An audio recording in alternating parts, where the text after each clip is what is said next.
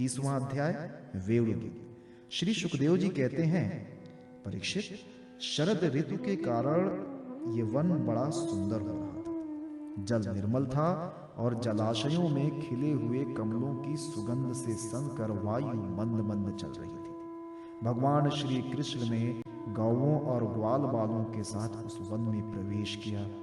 सुंदर सुंदर पुष्पों से परिपूर्ण हरी भरी वृक्ष पंक्तियों में मतवाले भौरे स्थान स्थान पर गुनगुना रहे थे और तरह तरह के पक्षी झुंड के झुंड अलग अलग कलरव कर रहे थे, जिससे उस वन के सरोवर, नदियां और पर्वत सब के सब गूंजते रहते थे।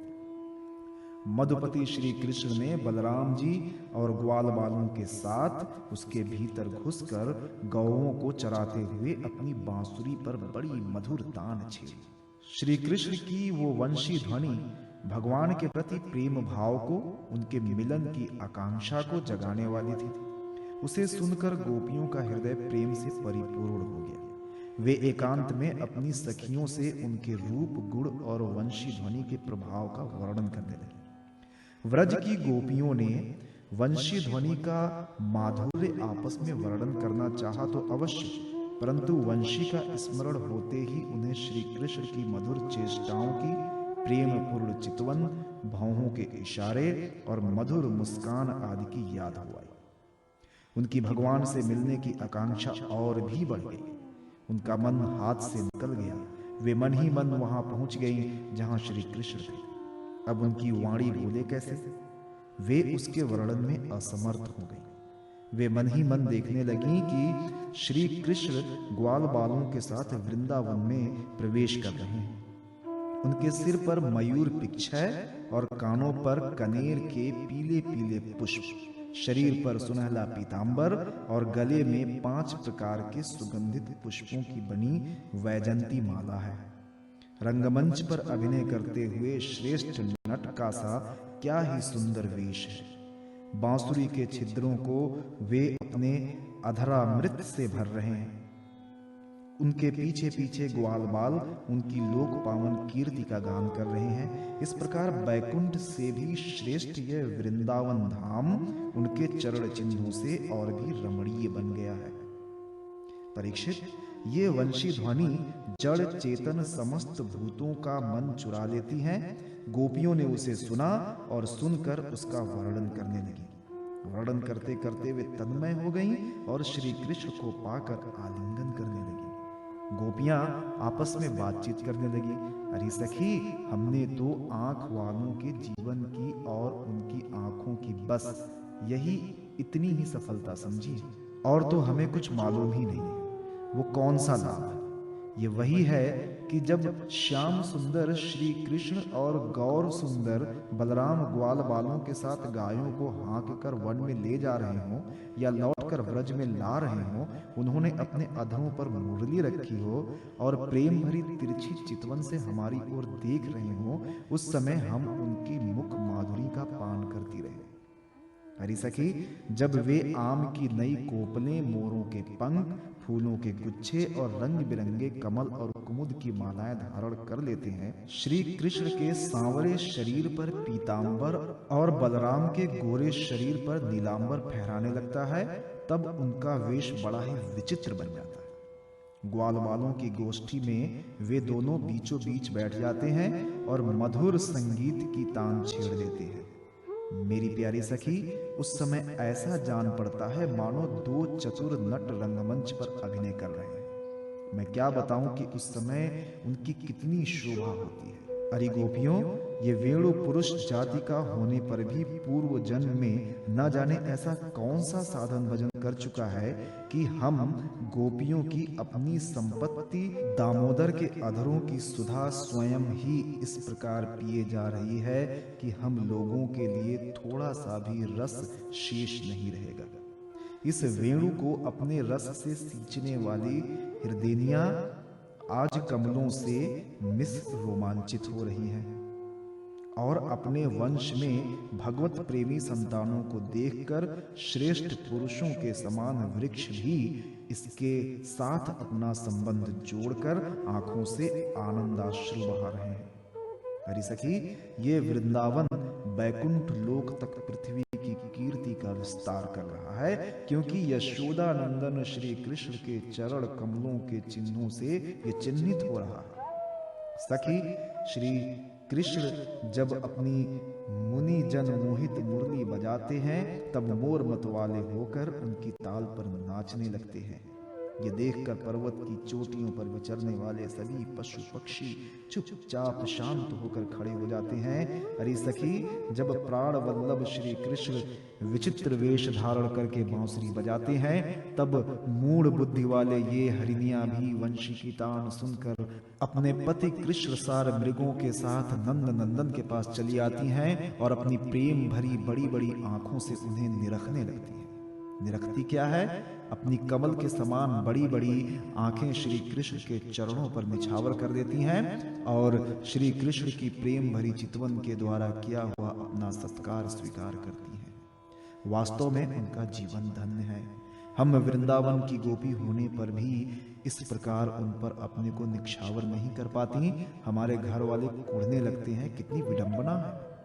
अरे सखी, हरिणियों की तो बात ही क्या, स्वर्ग की देवियां जब युवतियों को आनंदित करने वाले सौंदर्य और शील के खजाने श्री कृष्ण को देखती हैं और बांसुरी पर उनके द्वारा गाया हुआ मधुर संगीत सुनती हैं, तब उनके चित्र विचित्र आलाप सुनकर वे अपने विमान पर ही सुध-बुध खो बैठती हैं, मूर्छित हो जाती हैं।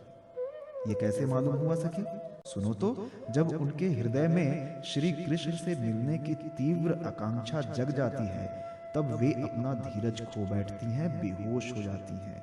उन्हें इस बात का पता भी नहीं चलता कि उनकी चोटियों में गुथे हुए फूल पृथ्वी पर गिर रहे हैं। यहाँ तक कि उन्हें अपनी साड़ी का भी पता नहीं रहता, वो कमर से खिसक कर जमीन पर गिर जाती है।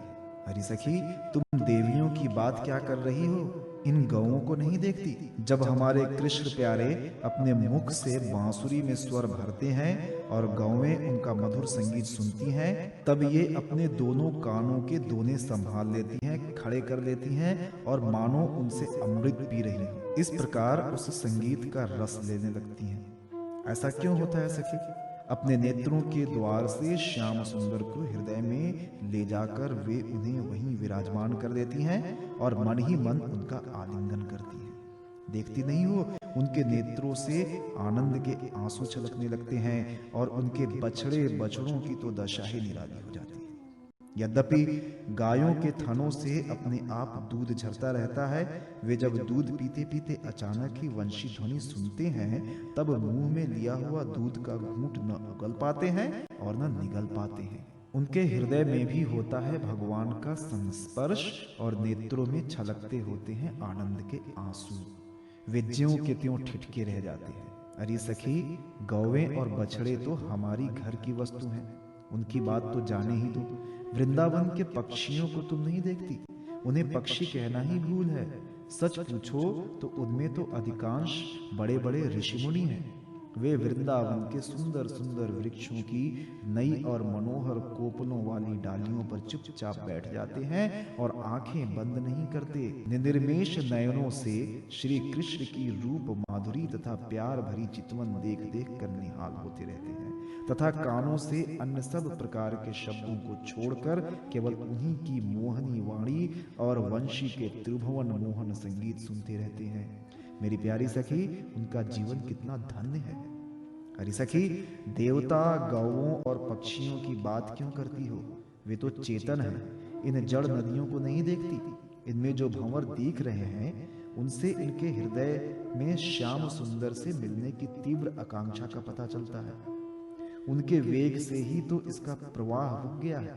इन्होंने भी प्रेम स्वरूप श्री कृष्ण की वंशी ध्वनि सुन ली है। देखो देखो, ये अपनी तरंगों के हाथों से उनके चरण पकड़कर कमल के फूलों का उपहार चढ़ा रही हैं और उनका आलिंगन कर रही हैं, मानो उनके चरणों पर अपना हृदय ही निछावर कर रही हैं। अरे सखी, ये नदियां तो हमारी पृथ्वी की, हमारे वृंदावन की वस्तुएं हैं। तनिक इन बादलों को भी देखो। जब वे देखते हैं कि व्रज राजकुमार श्री कृष्ण और बलराम जी ग्वाल बालों के साथ धूप में गौवें चरा रहे हैं और साथ साथ बांसुरी भी बजाते जा रहे हैं, तब उनके हृदय में प्रेम उमड़ आता है। वे उनके ऊपर मंडराने लगते हैं और वे श्याम घन अपने सखा घनश्याम के ऊपर अपने शरीर को ही छाता बनाकर तान देते हैं।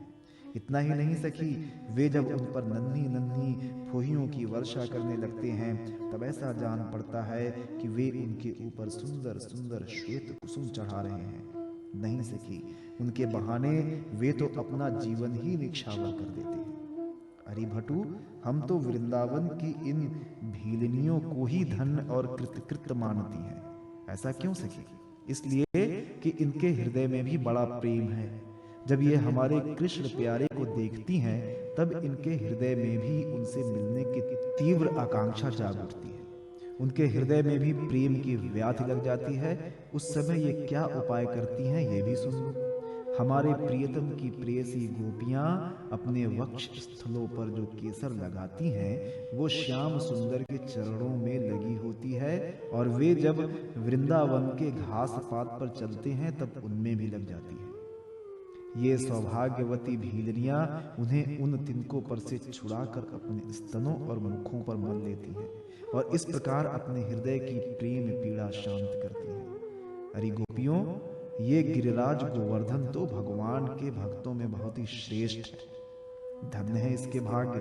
देखती नहीं हो, हमारे प्राण वल्लभ श्री कृष्ण और नयनाभिराम बलराम के चरण कमलों का स्पर्श प्राप्त करके ये कितना आनंदित रहता है। इसके भाग्य की सराहना कौन करे? ये तो उन दोनों का ग्वाल बालों और गौओं का बड़ा ही सत्कार करता है। स्नान पान के लिए झरनों को जल देता है और गौओं के लिए सुंदर हरी हरी घास प्रस्तुत करता है। विश्राम करने के लिए कंदराएं और खाने के लिए कंदमूल फल देता है। वास्तव में ये धन्य है। हरि सखी, इन सांवरे गोरे किशोरों की तो गति ही निराली है।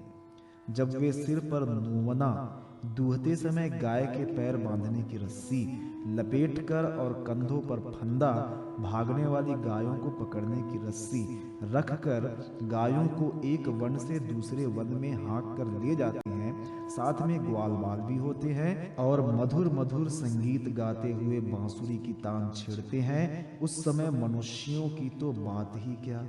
अन्य शरीरधारियों में भी चलने वाले चेतन पशु पक्षी और जड़ नदी आदि तो स्थिर हो जाते हैं तथा अचल वृक्षों को भी रोमांच हो आता है। जादू भरी वंशी का और क्या चमत्कार सुनो।